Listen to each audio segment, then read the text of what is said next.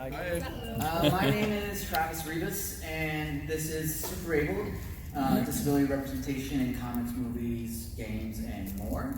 I was born with a congenital limb difference called TAR syndrome, meaning I was born missing the radius bone in both of my arms.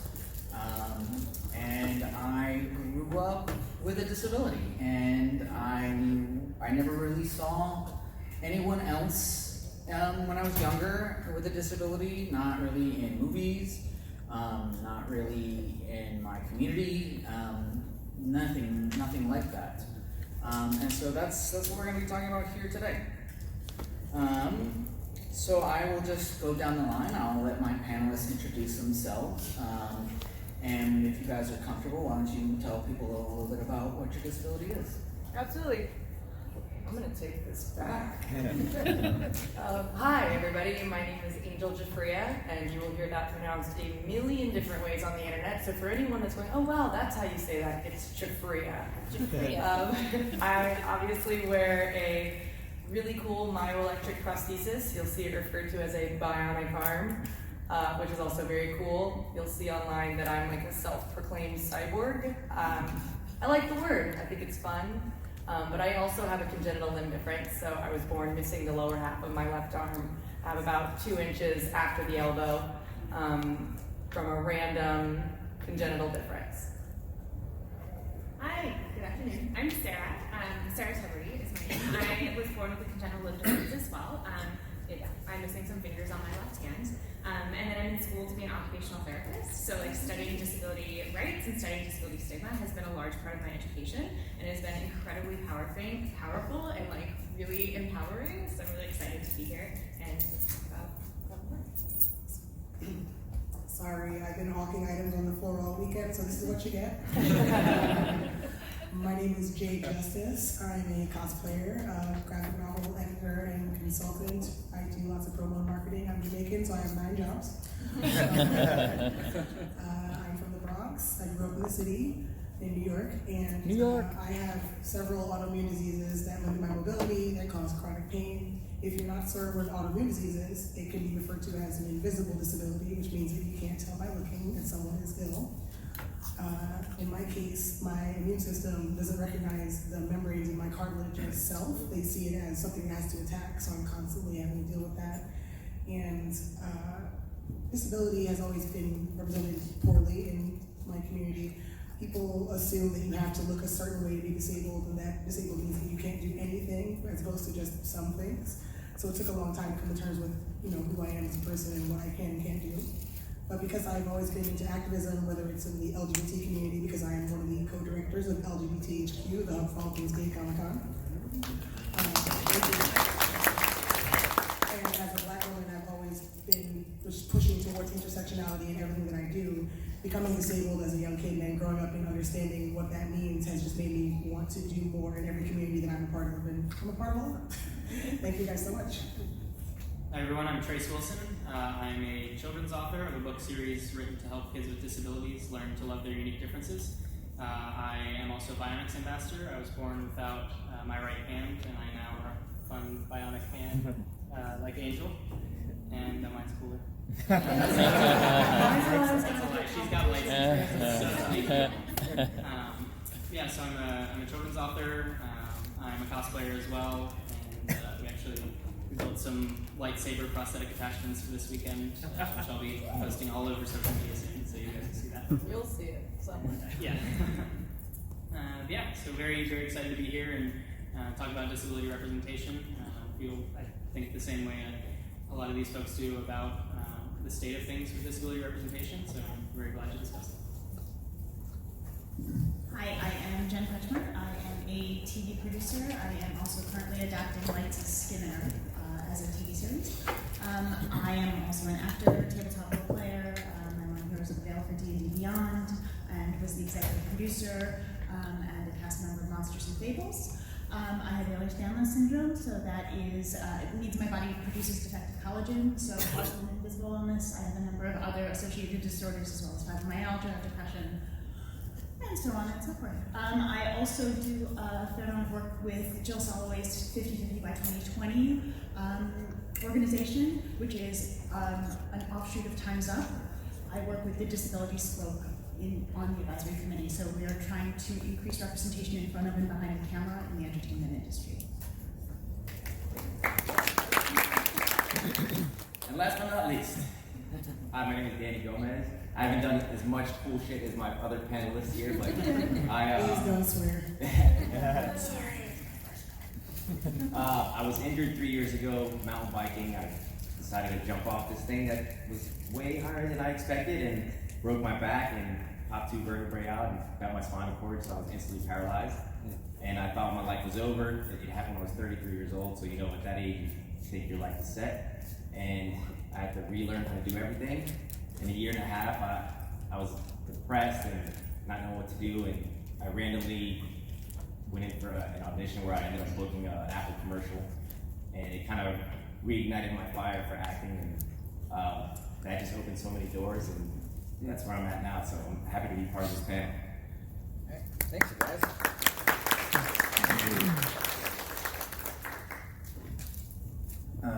Yeah, thank you guys for being here. So, when I was in middle school, there was this big rumor coming out that George Lucas was going to do Star Wars prequels. And I'm a huge Star Wars fan, and I remember all of my friends and I just completely geeking out, saying, you know, we should go and audition. You know, you could be young Darth Vader, or you could be, and some point to me, like, yeah, you could be young Darth Vader too, Travis. And I went along with them, and I had fun in that conversation. But afterwards, I remember thinking to myself, no, I can't. I can't, because nobody in Star Wars or any movies in this world where there are green creatures with suckers on their face and giant slug monsters, I wasn't in that universe. And that is something, that's really the moment that I kind of grasped that I'm not on screen, I'm not in comics, I'm not seen. So I'm curious for my panelists, what was the moment that you guys realized that you weren't being shown in anywhere other than the mirror? And Joel, why don't we start with you guys? Yeah. So I forgot to mention, I'm an actress. That's what I do. And I originally had started in acting. I was in theater, community theater, and all these things. But I never thought of acting as a career that I could have. I actually went into a completely different degree. And so even into college, university, I never saw that as something that could be feasible as a job. It actually took me, you know, being on set with the director, his name's Martin Campbell, who's in like Casino Royale and GoldenEye, like directed Memphis films, saying like, I don't see why you can't be in this scene. When I brought up the fact that I had a limb difference, for me to actually go, oh, I don't ever remember having the realization that I wasn't represented on screen. I just knew that it wasn't happening. And I think I had more of a realization when I actually started to see people that were different, rather than realize that there weren't. I just thought that was the status quo, that was the way it was. And then when I actually started to see diversity represented more often, you know, in Apple commercials or whatever, in the last 5-10 years even, I think that was when it really was like, oh wait, I hadn't been shown this whole time, and that's a problem. Yes, agreed.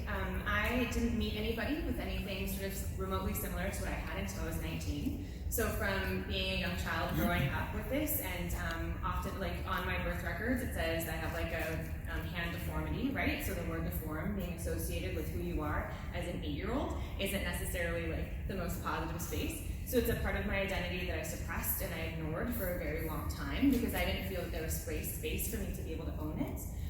And I didn't see anybody else like me, so I just didn't ever talk about it, and I didn't ever think about it. I didn't ever feel that that I saw anybody on screen, because I just saw that it wasn't something that people had wanted, and it wasn't something that I would want or wanted either. So I just didn't ever think that I could until recently, like in occupational therapy studies, I've been reading a lot about disability and sort of just what is happening in the world and what's been happening in history with it.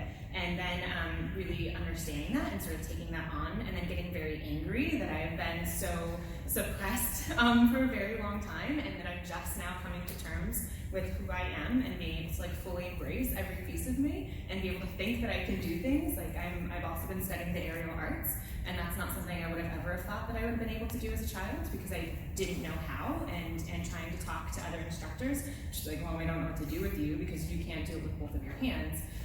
But just this concept that the world can be adaptive and we can change things has been incredibly empowering. So this is all like recent and new, and it's awesome. That is awesome. In my case, a lot of the "you don't belong here" and someone like you can't be successful came from people being extremely prejudiced and racist because I'm a dark-skinned Black woman. But surprise. But definitely just understanding disability and how it's just like not portrayed in any kind of realistic way by Hollywood because they have very few people with disabilities who are in charge of the casting and the writing and the producing. And the ones who do get there, I'm sure they feel immense pressure to succumb to the stereotypes that they expect to see on screen. So I didn't even, I always do panels about how did you feel represented when it came to being queer, being Black, being a woman. With disability, there's literally only one character that was like, oh wow, this is like me. There's so few. So the first time I realized, being chronically ill and disabled means I can't have the dream that I want. Literally when I was diagnosed, I was like, oh, well, there goes your whole life. And it took years to crawl back from that idea of never being enough to going, oh wait, no, actually you are. And it's the lack of accessibility that's really the problem, not your illness. Like you can overcome your illness with support, with medication, with a community, with people who actually give a hoot about you. So yeah, I almost said that word, sorry. So yeah, definitely is something that happens to you immediately, and then it's up to you and everyone around you to say, no, you are good enough, and you don't have to feel that you're less than because of your illness or disability. And I think, Jane, you're bringing up a really important point, which is the medical versus the social model of disability. Yes. And I think we should clarify that right up top, which is there's the traditional historical sense that has been used to define disability, which is the medical thing. It's something is wrong with you, you are abnormal, there is something that needs to be fixed or healed or repaired. That is not generally how disability theorists think. We think of disability under the social model, which is our society is inaccessible. This is a different way of living. It's not a bad way, we don't need to be fixed. It is giving diversity to the world and a different lived experience. Our world is what is not accessible. It's not that we can't do a job, it's that the job has stairs to get there. So that's something that we should always just kind of, I think that. Sorry. No, you're not. I think the big thing for me was realizing that there are very few limb different characters portrayed in media. And I think the biggest thing, though, for me was, it wasn't the fact that there were very few portrayed, it was the fact that those who are portrayed are, it's Captain Hook and other villains, and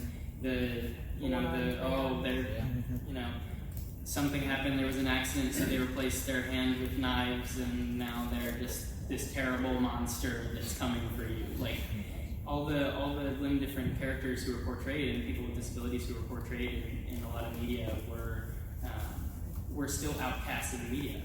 They were being portrayed, which is awesome, but being portrayed in a negative light, which is the opposite of what we want.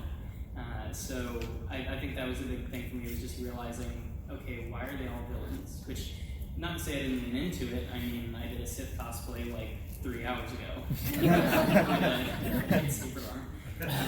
But it's something that definitely needs to be looked at as far as, okay, well, why is this such a high percentage of, of the characters being portrayed, why are they all the bad guy? Related to that, is Winter Soldier good or bad? Portrayal. Ooh, I do like the anti-heroes. In his case, it was a removal of his agency entirely because he was brainwashed as well as being disabled. So that's a difficult question to answer. It depends on your point of view of whether after everything's declassified and he's gotten his agency back and he can control himself and he's no longer being hit with trigger words that make him want to kill things. I think that there's definitely, I'd like to do a mental health panel on Winter Soldier. Let's just There's some things happening there. There's a lot of time happening. We're actually going to talk about Winter Soldier in a bit. All right. For me, I was symptomatic my whole life, but I didn't get really sick until my mid-20s. And at that point, it took me another 8 years to get diagnosed. At the point I was diagnosed, I had actually given up on ever getting a diagnosis because I had just gone to doctor after doctor after doctor and specialist after specialist after specialist. And only because someone in my family was diagnosed did I finally get a diagnosis. So that was a longer process for me, but ironically, I studied disability studies, go figure, not realizing that I was fully part of the community. But the moment that I actually felt represented was Grey's Anatomy did an episode where one of the patients had Ehlers-Danlos, and the first thing that happened is her shoulder popped out. So part of Ehlers-Danlos is your joints dislocate pretty regularly, and you just learn to just put them back in and go on with your day. And I watched her do that, and I went, oh, okay, I know what's going on. But when they gave her diagnosis, she cried from relief. And that is exactly what happened to me. I started sobbing because I was so happy to finally have a word for this thing that I had experienced.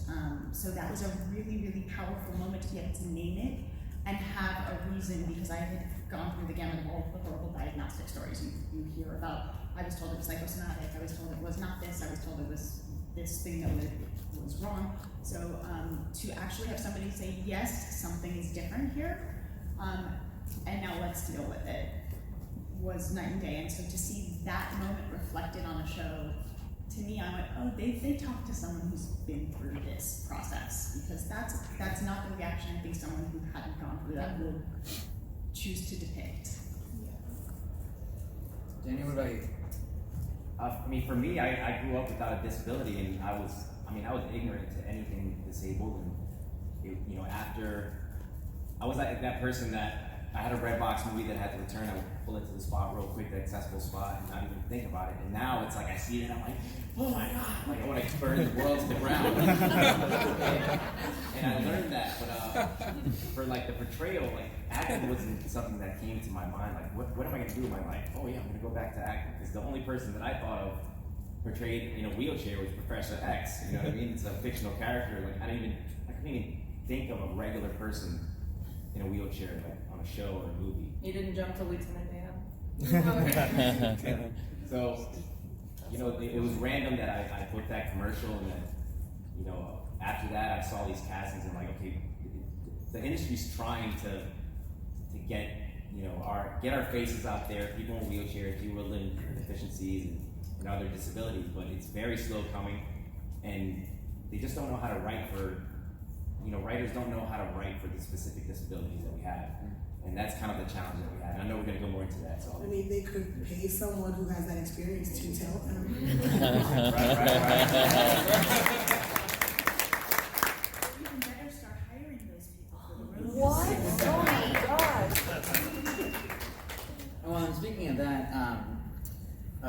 we do have a number of actors up here, as we said, and there's not always that correct representation. There's a lot of times there's able-bodied actors playing those parts. There's very few roles for actors with disabilities out there. Those numbers, by the way, are Good. Yeah. Oh, do you want to do it? There you go. Okay.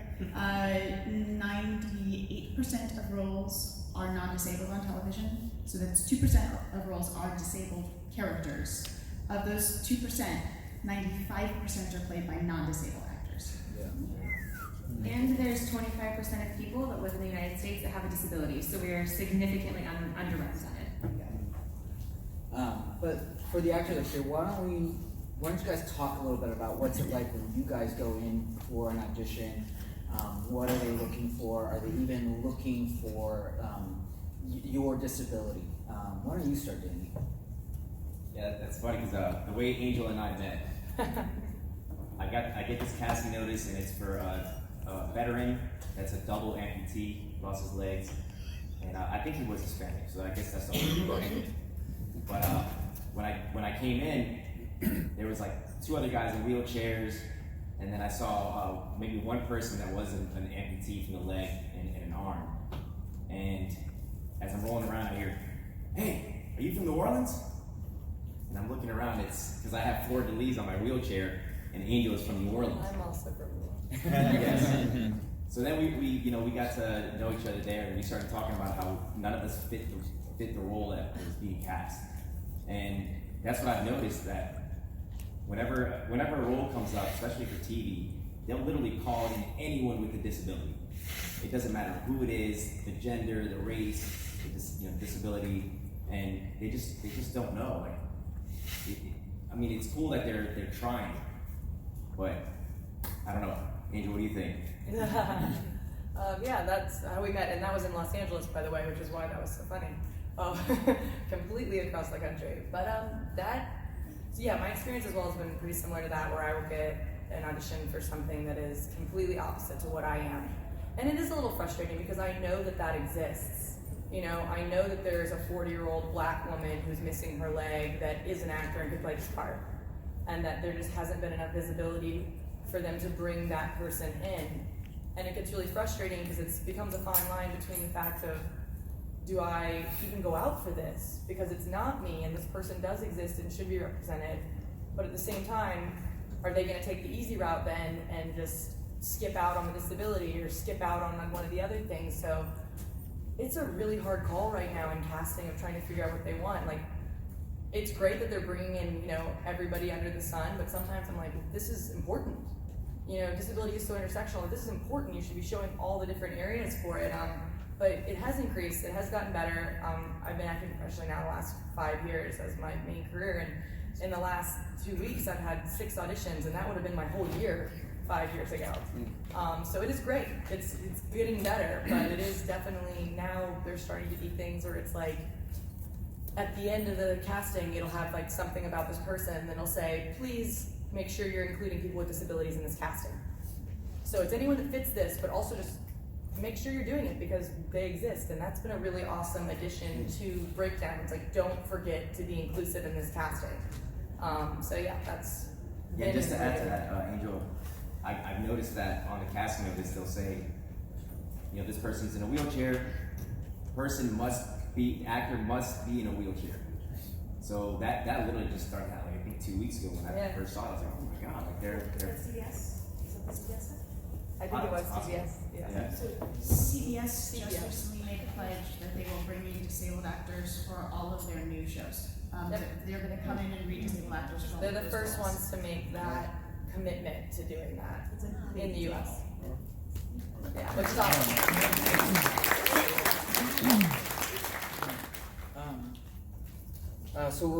As we're talking about these stories and that need to be told, Trace, you have written a couple of stories, and you've written Uniquely Brave, and you've written Uniquely Me, which is a story all about a little boy who was born without a hand, and what it is about him that makes him unique. Now, if you know anything about children's books, this is not an uncommon theme that actually pops up a lot in children's stories. But Trace, why did you think that this story needed to be told? What was important to use that unique theme in your children's books? And I think that you're correct in saying, it's not a unique theme to write a children's book about being unique or about children being unique. The whole everybody's different and this is why and it's awesome. That theme has been around a long time. But the number of books and the genre of books meant specifically for kids with disabilities is tiny. And when I was growing up, my parents had 0 children's books that were about a little boy with one hand or meant for kids with disabilities that would help them explain things to me or explain things to my teachers or explain things to my friends or their parents. And so, we've been slowly growing that genre recently, and that's one of the reasons I wrote my books is so that those resources exist and so that I can help kids who are currently trying to overcome some of those same obstacles that I faced when I was younger. I can help them out with that. So I think it's a very important thing to teach kids that, not only is it okay to be different, but it's awesome to be different. And to show them what that difference means and, to depict characters who have disabilities, whether it be one hand or a boy with one hand or a little girl in a wheelchair. It's, or even explaining cognitive disabilities as well. It's and invisible disabilities. It is very important to show kids that at a young age, and like I said, there are more books about that genre now than there were when I was little, but it's still a tiny number. You walk into a Barnes & Noble and that section is like a foot long.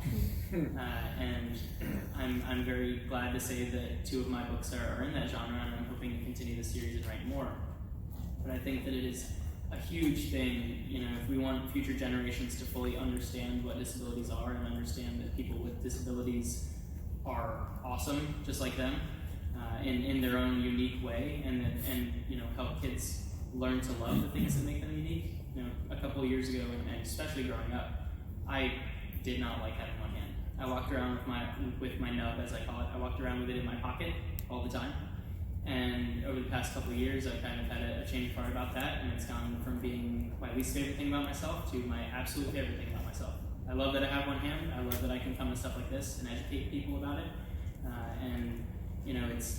I would really like to help others kind of have that change of mindset as well. So that's one of the reasons why that's the theme of the book. And Sarah, you actually help organize a summer camp every year for children with limb differences, and we brought in Trace's book, as well as a number of other books to give out to the children so they could take home. And there weren't a lot of choices, but there were more than I've seen presented before. Do you remember some of the other books that were there? Yes, so we had Trace's book, Uniquely Me. There's also Different is Awesome by Ryan Hack. We had, oh my gosh, now I'm blanking. We had I Am Shriana, that was written by Mother, and these are all by authors that have the lived experience of limb difference. And then we had some other sort of like disability type books that were like Giraffes Can't Dance is another one, that weren't specific to limb differences.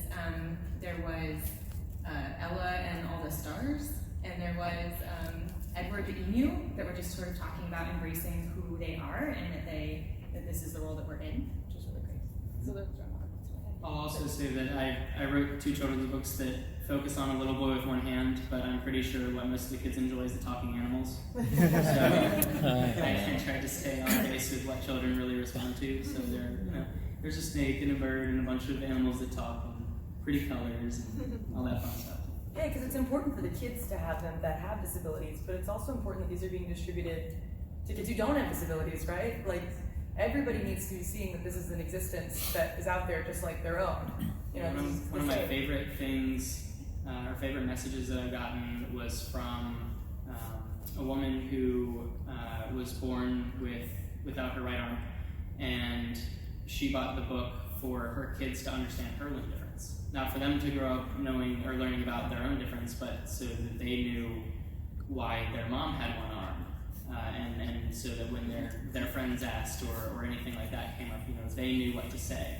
And I've had a lot of teachers. I've had a lot of parents bring them to teachers on the first day of school and be like, "Hey, can you read this to the class next week? Because I want the kids in the class to understand that my son or daughter, has a disability, but that we're proud of it, and I want to kind of teach the rest of the kids in the class that as well." And that's been a really humbling thing. I also want to just underline how important children's literature is, and just literature in general, and why you're sort of talking about this. I heard this quote a little while ago, and it just was mind blowing for me, and it's so simple. But it's like, where did you learn that? And this idea that everything that we know and understand about the world is something that was taught to us to some degree, whether it is through our parents or whether it's through our friends, but a lot of it is through the media that we're consuming. So I think that it's incredibly important to make sure that these stories are included, because everything that we know, there is very little that's absolute. Like, I would even argue that very little, that things just aren't absolute. These are things that we've learned, and these are perspectives that we believe. So it means that we can help change that narrative. So that if we're including stories about disability, then we're really changing the current narratives that exist on disability, because what exists isn't necessarily true in that. So it's important that we're writing our stories and we're sharing our stories so that we're continuing to teach, just to teach and educate. So underlining that everything you know is something that you were taught. Thank you, Sarah. We don't have a lot of time left, and I do want to allow for questions and answers. So I just want What's that? We got 30 minutes. Yeah, I guess I want to cover as much ground as we can. But Jake, here we are at Comic-Con. You are in cosplay. You are a cosplayer as well as several other of the panelists up here. And cosplay is supposed to be this really open and accepting community where you can, we're supposed to be. But there's also kind of this cool side to it. And for example, if you see somebody using crutches wearing a Flash costume, then you might hear this comment of like, oh, well, they're not very fast. And Jade, you're a disabled cosplayer who portrays able-bodied characters. Why do you think it's important for that to happen and not just have disabled cosplayers portray disabled characters? First of all, if you're the Flash cosplayer with the crutches and some bleepity bleep says, oh, he's not very fast, you say, the other guy ain't moving no more. And secondly, I mean, we're all at Comic-Con, we're all nerds, we know this. There is no magic wall around fandom keeping out the mean people. It's just a microcosm of the larger world we live in. People sadly bring prejudices with them, and they're taught every single time someone tries to demean a disabled person because they were taught that everyone who's different from you should be made fun of or should be treated differently and not with respect. So I think that it's important for disabled cosplayers to cosplay whoever they want because your body is not a limitation for the things that you want to do. You have to just find a way to do it and make it work for you. So I'm cosplaying Nakia from Black Panther from the end of the movie when she's in her borrowed Dora Milaje armor, because even though it's not a role that she wants to play, she's not a Dora Milaje, she does not serve the throne in that way, she does it in a different way.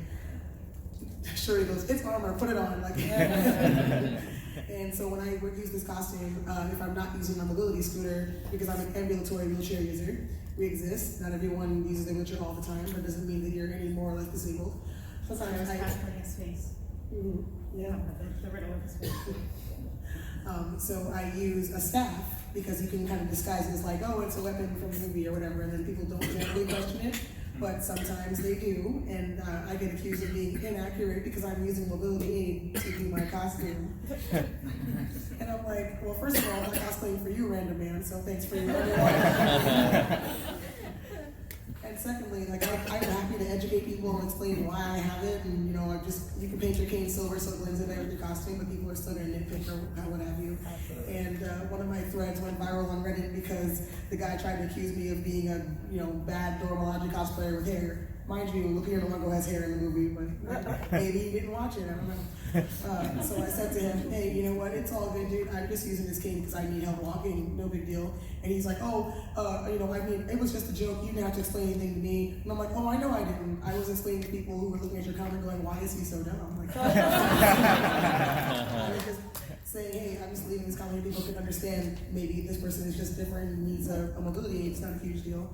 But because I used the phrase, this comment's not for you, I'm planting a flower for those who are coming after you so they can enjoy it. That's what went viral on Reddit. People say, oh, when someone's being mean to me, I can just leave a nice comment and just plant a flower and just move on. Like, don't dwell on the negative stuff. Put your positivity out there and keep going. Thank you. Travis, actually had last Halloween I dressed up as Christopher Reeve's Superman. Okay. Nice. And with the tights and everything. I was like, I went all out. You got the hair for it. It's nice. Yeah, I know. Oh, I did the curl and everything. Some hairspray that thing, like. But I was like rolling around having a good time in this neighborhood in North Hollywood, and this guy comes up and he's like, "Oh, I get it," because I was in a wheelchair in the suit, like, and I was like, What do you get? Hit me like, what? Is he making fun of me, or like, does he think it's cool? But I think he was really making fun of me. He thought it was just doing a play on the Superman, and then he got hurt and he ended up in a wheelchair. Like, so, yeah, it happens for sure. Yeah. People assume your disability is part of your costume. Like he probably thought you were trying to make some kind of like joke or commentary rather than just being who you are and being in your costume. Right. So last night I went to one of the Comic-Con after parties and I had a cute dress on and I had plugged in my device to charge by the bar and I was walking over with my key to get a drink. And I sat back down and I started to leave and some weird guy was like, oh, you're still hot? And I'm like, I know.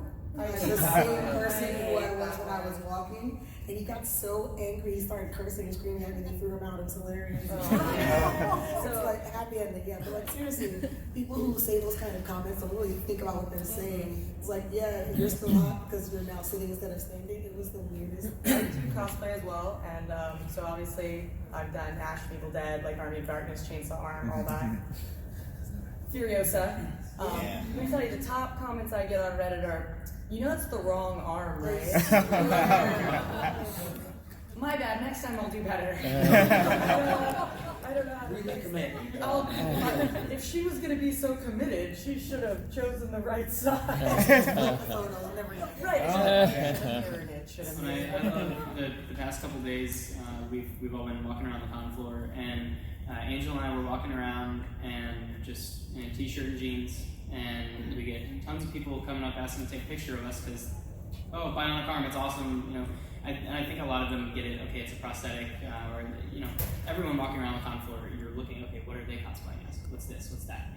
And we got so many people like turning heads at it, and then when we were actually in cosplay, we did a Cyberpunk 2077 cosplay, wearing our bionic arms with LED lights and all kinds of other stuff, and nobody batted an eye. They thought it was part of the cosplay, and they were like, oh, they probably made that with like duct tape. Like, okay, Fancy duct tape. so that's always fun. So Jennifer, one of the key aspects, I think, to having accurate representation is having those accurate voices either portray or write or create the content for disabled characters. But there's also a lot of hurdles between being a freelance artist or any kind of working artist and having a disability. Would you mind going into some of the struggles that might come with that and how you deal with those? Yeah, so in many freelance professions, including television, depending on what your job is in TV, you may or may not be a member of a union. If you're not a member of a union, you don't necessarily have access to health care. So again, this is always going to be something that we are going to have to discuss when we're talking about disability. So not having access to health care for many of us is prohibitive. That makes it very challenging to go take on a job where you have irregular work schedules, or where you're not sure where the next job's coming from, or where 1 year you may not make enough to clear a threshold. So that's definitely an obstacle to getting people into the room and having people build up and establish themselves in the industry. So that's something that we're trying to figure out the best strategies to address, but that's the case in any freelance industry. Where that's definitely a challenge for disabled creators. Also, specifically in TV and film, you're looking at issues like the hours, the studios being afraid of, a lot of it's fear and ignorance, not thinking people are able to work on the location, or handle the set, or that it would be an inconsistent hire, things like that. So a lot of it is breaking down those stigmas and changing the network's perceptions through education, and also getting disabled execs in the room. That's going to be really, really important, because we're not going to be able to make the changes in front of the camera and in terms of who we're hiring if we can't get the approval of the people that are cutting the checks in the first place. So those are things that we're working on, especially with 50/50. We're also looking at a top-down, bottom-up approach, because in TV and film, as well as several other industries, but specifically in TV and film, it's very much an apprenticeship. So you need to work from low levels up. You start as a PA, and then you move up the chain. That can be very difficult because PAs often do very physical, lifting, hauling gear, things that can be not in the wheelhouse for some of us. I started to get sicker, and I pushed through it and probably did some substantial damage doing that. But I don't want people to have to do that, so we're trying to figure out ways to work around that. So we need to find ways to get people in at the low levels so they can rise up in the ranks, and that goes for acting too. Getting people in for co-stars, getting people in so they can get guest stars and move up the chain there. But we also need a top-down approach. We need non-disabled allies at the high level. So we need network execs. We need high-level names, people like Jill who are willing to put themselves out there and give allyship and put their money where their mouth is, get us in the room, hire us, and advocate for us. And Jill has been amazing about that. And there are a number of other people who have been fantastic, but we need more, and we need to start enacting that change. So getting both together at the same time, I think, is the only way we do it, and an intersectional approach is the only way we do it. Yeah.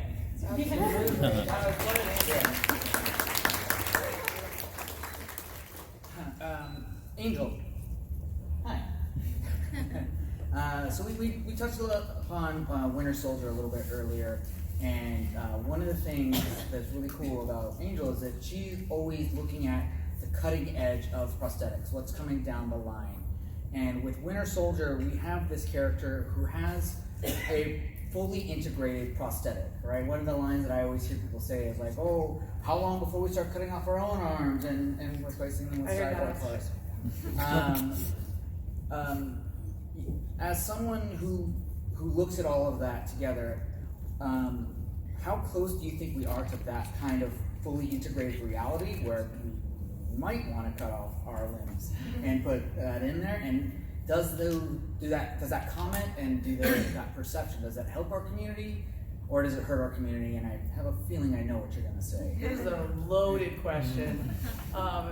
Specifically to the technology point of it, I'm the youngest in the world to wear the type of technology that I wear. I was 4 months, 10 days old when I got my first myoelectric prosthesis. So because of my mother, obviously, I wasn't making any choices back then. I was able to continue on with the insurance that I had, the healthcare coverage.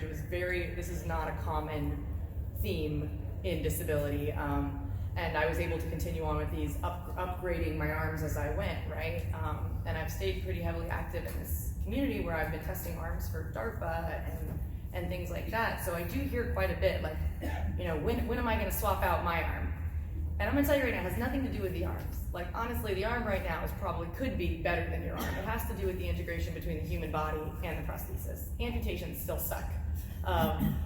Recovery after amputations still suck. Phantom limb pain still exists. There are so many things that are involved in the healing between the two things. So unfortunately, it's not the fact that, the devices don't exist to possibly modify someone's body to make them, superhuman. Exoskeletons for non-disabled people are going to exist way sooner than medical devices for people with disabilities are going to exist. It's the majority, right? Do I want one? Absolutely. Who wouldn't? But it's the idea that it's going to be cost prohibitive. There's going to be so many things going on. But it is nicer to have those types of reactions of someone coming up to me thinking my arm is really cool than it was back in the day when, say, I had like my flesh-colored arm or whatever that was available and someone thought that was scary, or they thought that I was hiding it or embarrassed, or, it does give me the option now to say, like, I'm proud of being different, I'm proud of my disability, and I don't care if you come up to me and ask me about it. I'd turn the lights off if I wanted you to not ask about it, that kind of thing. But yes, I think the Winter Soldier aspect of it, outside of maybe even, mental health and all those other things, there's a lot involved in that. I'll tell you what, it'd be cool to have some of that Stark technology. Right. They're holding out. That's right. Sarah, kind of quickly, because I do want to allow time for questions. For a long time, we have these characters with disabilities and facial disfigurements, and they're mainly portrayed as villains, or they need to find some kind of cure for their disability. Why do you think that is, and how do you think we can go about changing that narrative? Absolutely, and I think that's like a very like rallying point for us, and I think that we all sort of do those things, so it's kind of come up in a lot of our answers. But sort of what Jennifer and Trace were speaking on earlier is that this is largely because people with disabilities aren't getting those roles. That there is this heavy stigma that disability is a bad thing, and that these are like disfigured bodies or deformed bodies. Like these are words that have been written and said for a very long time. And the stigma doesn't include people with disabilities sort of in that space. And they assume that people have, like, this is like from a while ago, like years in our thoughts, that people that have disabilities have sinned in a prior life, or that the disability is somehow contagious, and that this is this big scary thing that we don't want to ever be associated with. So instead we've excluded them and sort of put them as a subclass category of individuals. And then from there, we then put them as villains in our space, where we're not able to see how we're able to build a world that can include everybody and truly have them be highlighted, because they are people who can do all these really beautiful things for the world. We just have built a world that doesn't allow them to, and then we as the majority get really frustrated because they're not able to participate in our world, but it's because this is a world that we've built that doesn't include them.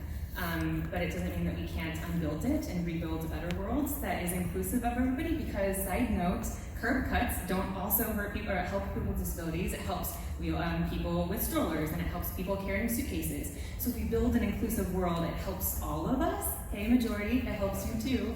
And so it just building that world and creating characters that are actually sharing what the true narrative is. I think it's really important that, going back to Jennifer's moment, where we get people who have disabilities that are in those higher roles, or at least consulting and learning the true stories of people with disabilities, so that we can make sure that we are accurately reflecting their narratives, because people with disabilities aren't angry and don't want to harm the world, and sort of the things we share. So rather, let's get our true stories, let's share our true stories, and let's teach our true stories to all of our children, and let's teach all of our true stories to everyone in the world, so that we know that that is what we have, and that's what the world really is. And I want to add to that, let's teach our history to our kids, because disabled history is amazing, and people don't know about it. People don't know about the 504, they don't know about any of this. They don't know about death precedent now. These are things that we as a community should learn about and study and teach, and that mainstream education needs to be teaching too, because it's part of history. And how badass is it to have a protest where rock stars start showing up to cheer you on? Yeah. Like, that's not something many protests have. And we had that. We did. But we don't know about it. Well, we don't know about it. And we should pray, yes. So why don't we open it up for questions? Ooh, I see we have a lot. How about magic here? Hi, so some of you touched on this a bit. I'm curious, there tends to be a trend a lot when representing minorities or anybody who's kind of considered other in mainstream media, that whatever their otherness is tends to be the only narrative that character can tell. It happens to people with disabilities and a lot of other sort of minorities. And I was wondering what your views on that were, as far as the line between having proper representation, but also not letting a character just be what their representation is of their otherness. And if you had examples of somebody doing that right. I have a great example. I don't know if either of you guys have seen the Luke Cage series where Misty Knight, So my favorite character is one of the very few black female disabled superheroes. And the fact that, from my point of view, I'm not an amputee, but I loved that they showed that it wasn't easy, it wasn't magic, it didn't just suddenly work. She had to work at it, but it didn't become her whole focus. She still was focused on her job. She was always a career person, and it really followed her story more than just she's disabled and now she has to live with that, and this is all she's ever going to be about. I'm sad we won't get another season after that, but I like that her focus didn't shift from her job and her career, what she wanted to do, into just being about being disabled. I like that we got to continue her story path just with this new addition that made her more in line with her canon comic book version. So that was one of my favorite additions. Yeah, and they managed to show the day-to-day struggles, but to still, highlight the important things and kind of leave out, instead of kind of over-accentuating the fact that, okay, well, she's struggling, they do that for one scene or two scenes, and okay, they understand that's all people need to see is that accurate representation of, she goes to do a daily task and it's difficult for her. And they also didn't do the opposite. They didn't say, okay, well, spoiler. She's getting a bionic arm, and now the only thing that she's going to do in the series is just punch people with a bionic arm, and that's all her character is now. She's the one with the bionic arm. That's all I do. Yeah.